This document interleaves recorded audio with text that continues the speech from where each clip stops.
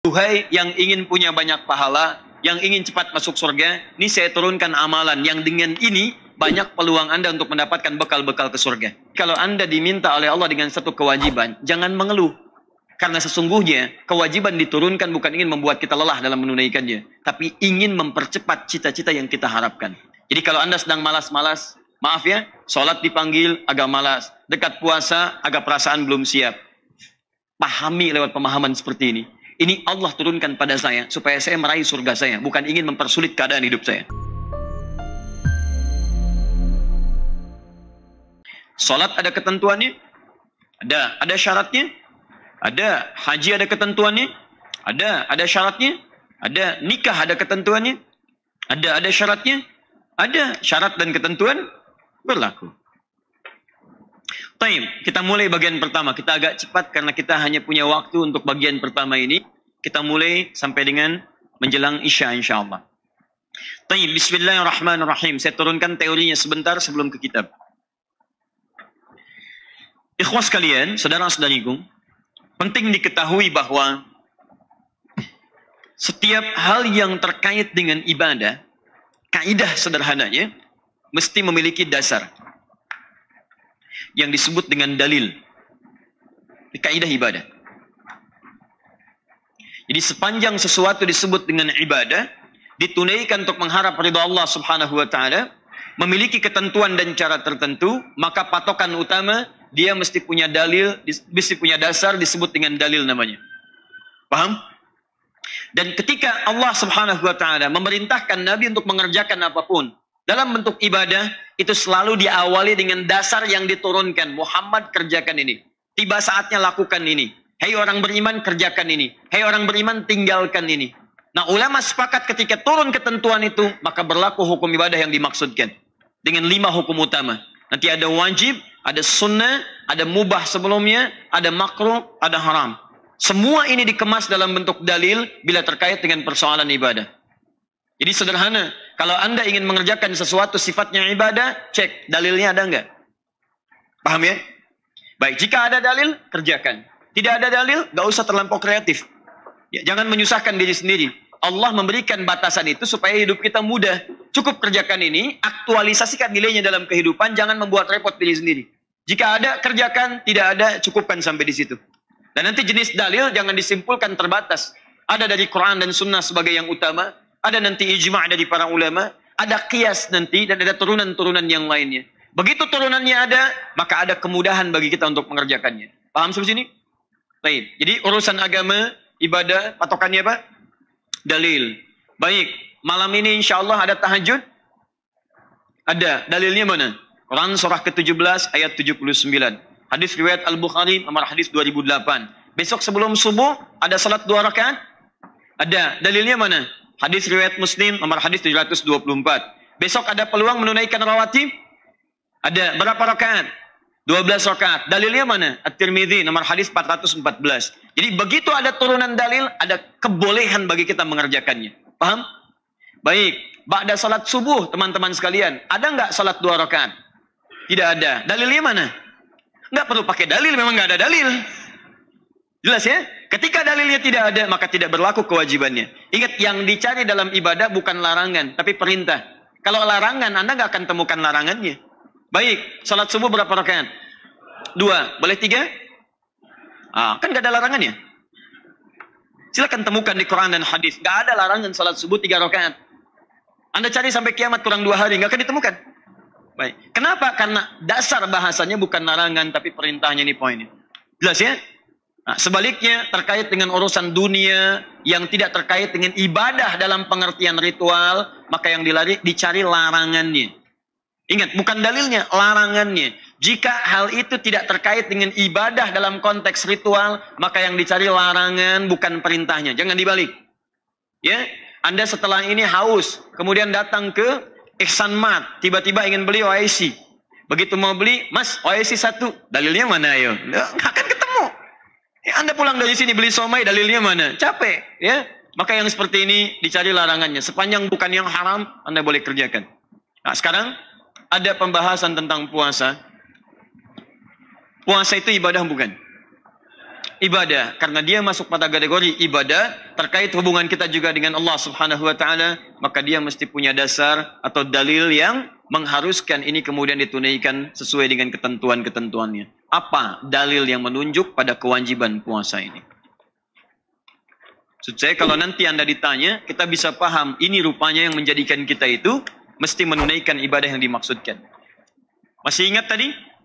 Dari dalil turun hukum ada berapa? 5. Satu apa?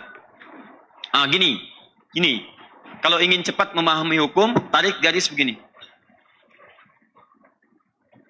Kemudian beri titik di tengah-tengah. Atau garis. Di tengah ini tuliskan M, mubah. Garis kanan, kalau geser ke kanan, ambil positif ke sini, ambil negatif ke sini. Kalau geser ke kanan, naikkan sedikit sini sunnah. Sampai sini lagi wajib. Geser ke kiri, jadi negatif ke sini, mubah, turun sini makruh. Jelas? Tidak ada larangan, cuma tidak disukai. Dosa sih enggak, cuman Allah enggak suka. Baik, Anda mengerjakan itu, cuman dosa sih enggak, cuman Allah enggak suka. Kalau Allah enggak suka, bagaimana rahmat bisa turun kepada Anda? Jelas ya? Anda mau bertamu pada seseorang, orangnya enggak suka. Anda ke situ dosa sih enggak, cuman ketika Anda datang di hadapannya, dia enggak suka akan kedatangan Anda. Bagaimana kira-kira Anda berinteraksi dengan orangnya? Nah sekarang Anda mengerjakan perbuatan yang Allah enggak sukai, dosa sih enggak. Cuman kayaknya ketika Anda ingin mengerjakan, bagaimana Allah menyikapi pekerjaan Anda itu? Paham ya? Tarik ke sini, haram. Untuk menentukan apakah ibadah memiliki turunan hukum ini, apakah dia menjadi mubah, sunnah, wajib, makruh, bahkan haram, kita harus lihat pada keadaan dalil saat diturunkan yang meminta kita mengerjakan atau meninggalkan ibadah yang kalau sifatnya perintah untuk kerjakan, kemungkinan besar ini ada ini. 3 dari sini tarik ke kanan. Dari mubah naik ke sunnah dan ke wajib. Kalau sifatnya larangan teman-teman sekalian, maka kemungkinan tarik ke sini. Bisa makruh, bisa haram. Jelas? Ini perintah, ini larangan. Paham sampai sini? Sekarang kita praktekkan ini ke dalam konteks puasa. Kita lihat apakah itu sifatnya perintah atau larangan. Setelah itu kita lihat apakah sifatnya kalau perintah sunnah atau wajib. Dengan itu kita mengerti pembahasan tentang dasar kewajiban kita dan konsekuensinya apa. Kalau sunnah konsekuensinya apa. Kalau wajib konsekuensinya apa dalam kehidupan kita. Paham? Alhamdulillah. 1. Walaupun kita sudah sama-sama memahami, tidak ada salahnya kalau kita coba sedikit bacakan apa yang dituliskan di kitab ini. Bismillahirrahmanirrahim. Saumu Ramadan, puasa Ramadan, wajibun binassil kitabi was sunnah wal ijma'. Sudah diberikan kesimpulan pertama, tapi tahan sebentar. Puasa Ramadan itu dalilnya ada di Alkitab, Al-Quran. Kemudian As-Sunnah, Sunnah Nabi SAW. Dan ketiga, ijma'.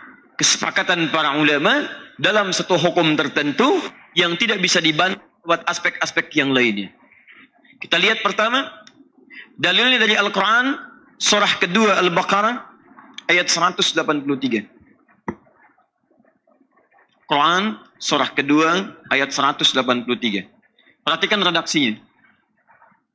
Saya ajarkan Anda sedikit untuk membaca bahasa-bahasa Al-Quran. Lihat baik-baik. Ya ayyuhalladzina amanu. Hei orang-orang yang telah menyatakan dirinya beriman kepada Allah Subhanahu wa taala. Fokus ya. Lihat baik-baik. Kutiba alaikumussyam. Redaksinya menggunakan bentuk pasif. Kutiba alaikumussyam. Kutiba ada. Kutiba ada. Fokus. Kalau ada bentuk kata seperti ini, kutiba kemudian menggunakan kata ala, saya berikan rumus cepat, maka pemaknaan pertama bisa dipastikan secara umum ini menunjukkan bentuk kewajiban. Jika kalau ada bentuk kutiba ala, furida ala, itu umumnya menunjuk makna kewajiban, sesuatu yang wajib.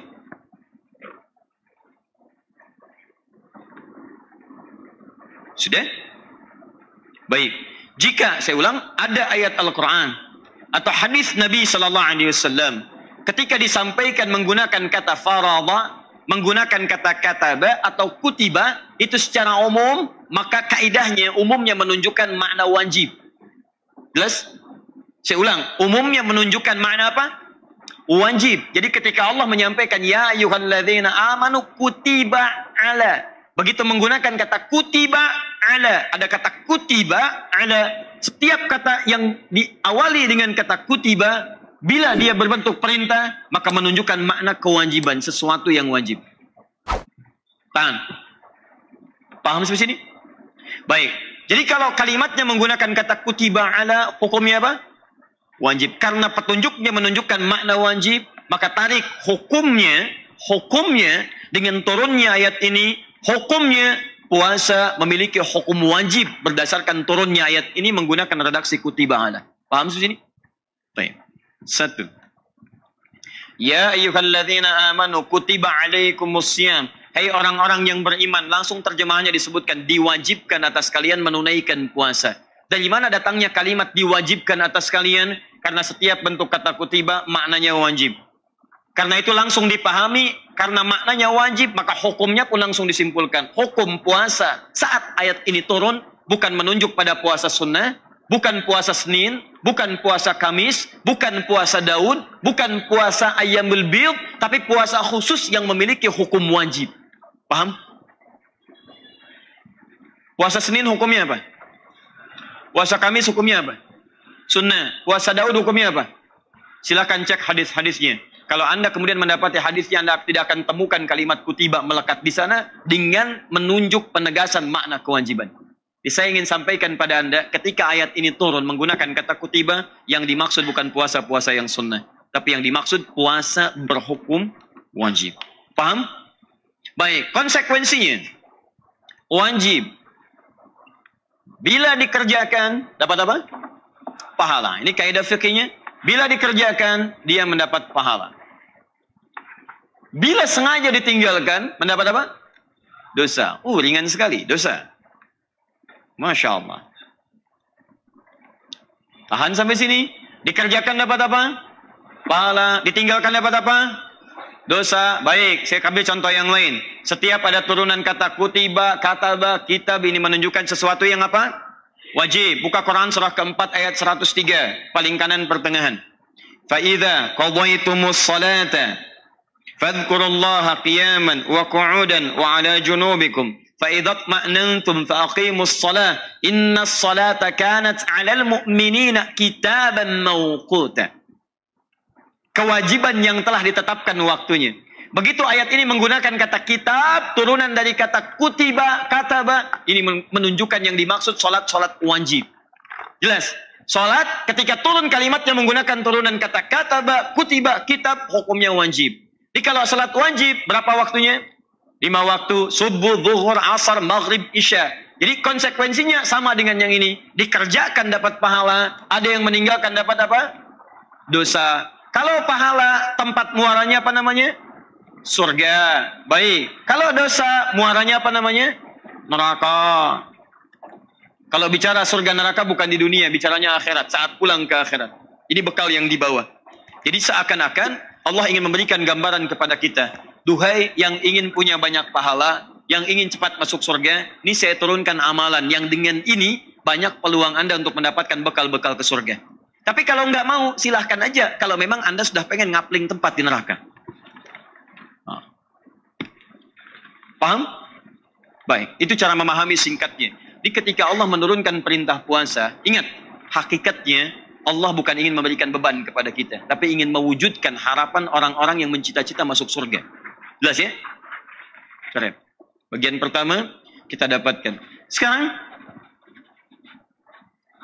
siapa yang dapat kesempatan untuk menunaikan puasa ini yang berhukum wajib?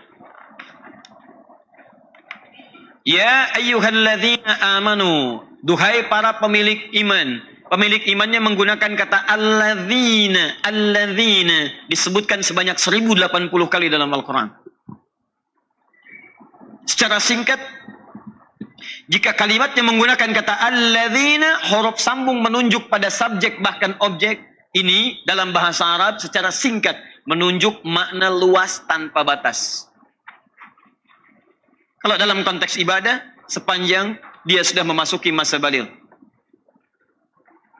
mau laki-laki, mau perempuan, mau besar, mau kecil, mau tua, mau muda, sepanjang dia sudah beriman kepada Allah, sepanjang sudah masuk masa balighnya, maka masuk dia kemudian dalam kategori diwajibkan dalam menunaikan puasa. Jelas sampai sini?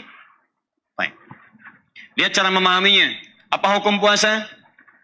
Wajib. Kalau wajib hukumnya apa? Harus dikerjakan. Dapat apa?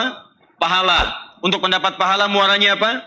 Surga. Saya buat persamaannya. Begini cara memaknainya. Ibadah, hukum wajib, dapat pahala, sama dengan surga. Balik. Orang yang ingin ke surga, dia mesti cari bekal namanya pahala. Pahala ini hanya didapatkan lewat ibadah.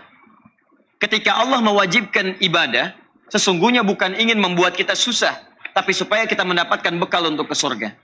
Jadi kalau ada orang mengatakan, ya Allah saya ingin ke surga, kata Allah, baik saya berikan kemudian kamu bekalnya. Ambil bekal ini kamu bisa ke surga. Paham? Apa bekalnya? Pahala. Lewat mana? Ibadah. Jadi kalau Anda diminta oleh Allah dengan satu kewajiban, jangan mengeluh. Karena sesungguhnya kewajiban diturunkan bukan ingin membuat kita lelah dalam menunaikannya, tapi ingin mempercepat cita-cita yang kita harapkan. Paham sampai sini? Karena itu, saya berikan Anda rahasia luar biasa. Saat ayat ini turun, tidak ada satu sahabat pun kemudian yang merasakan sedih, yang merasa pesimis, tapi pada umumnya seluruhnya ketika muncul ayat kewajiban, mereka gembira. Karena tiket surga mereka dibagikan oleh Allah Subhanahu wa Ta'ala lewat ibadah itu. Jadi kalau Anda sedang malas-malas, maaf ya, sholat dipanggil agak malas, dekat puasa agak perasaan belum siap. Pahami lewat pemahaman seperti ini. Ini Allah turunkan pada saya supaya saya meraih surga saya, bukan ingin mempersulit keadaan hidup saya. Jelas? Coret. Ya ayyuhalladzina amanu, wahai orang-orang yang telah menyatakan beriman kepada Allah, mau laki-laki, perempuan, tua, muda, sepanjang dia baligh, kutiba alaikumussyam, diwajibkan atas kalian menunaikan puasa. Baik, kalimat kutiba alaikumussyam secara spesifik menunjukkan bahasan pertama kita, dasar kewajiban ibadah puasa. Quran surah kedua ayat 183. Dasar pertama. Kama kutiba 'alal ladzina min qablikum la'allakum tattaqun. Dua. Sunnah.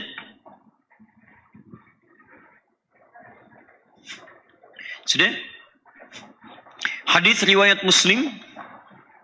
Nomor hadis ke-8, saya ambil yang paling ringan. Di Al-Arba'in, diambil lagi oleh Imam An-Nawawi, dicantumkan pada posisi hadis nomor 2.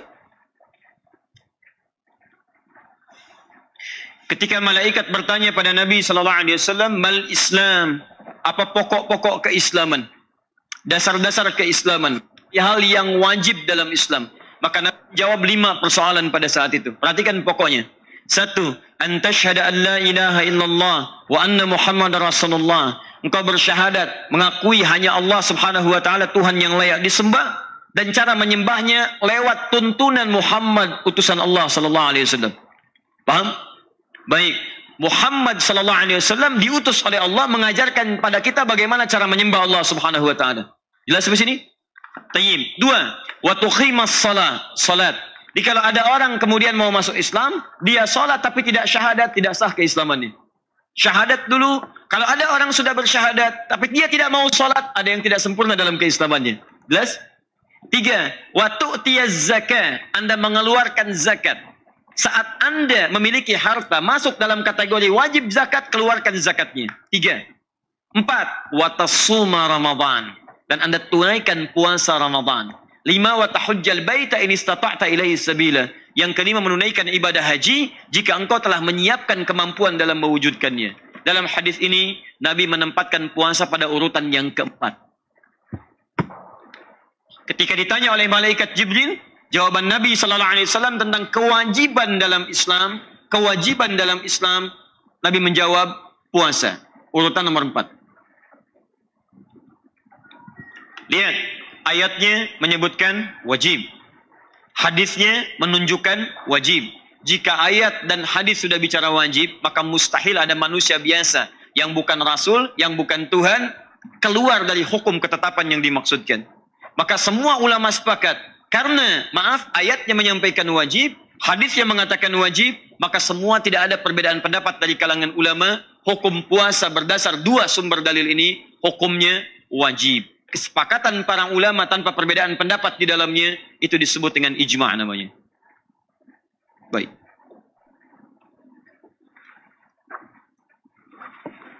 Tahan. Kita belajar pengetahuan sejenak ya, supaya lebih mengetahui argumentasi dengan baik.